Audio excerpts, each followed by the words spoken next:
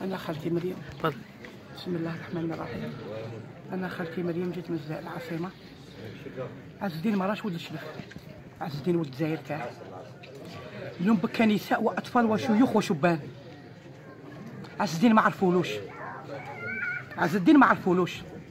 قال لك كي مات، كي كان حي مشتاق تمره، واليوم كي مات علقوا عرجون. عز الدين اليوم بكات عليه كاع الجزائر. قلتها لهم انا، قلت لهم الشلف جابت والجزائر كسبت. اليوم هذا عز الدين ما واش نقول ما نقدرش، واش نهضر ما نقدرش.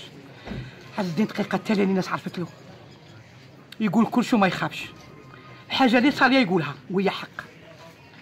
اليوم انا تحياتي كاع ناس الشلف، كاع ناس الجزائر،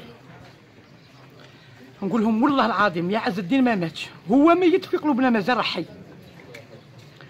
نقول حاجه واحده برك، حاجه واحده نقولها لي، كان يحبها، كان يحب هذا الفريق تاع الشلف، جمعيه الشلف كان يحبها.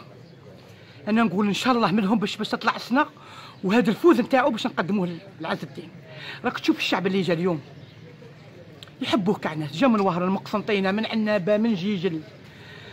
عز الدين بابات زواوله، عز الدين علاه ما دار والو، دراهمه كاع الزواوله، مريضه هاكي باغي يتزوج هاك، باغي يبني هاك.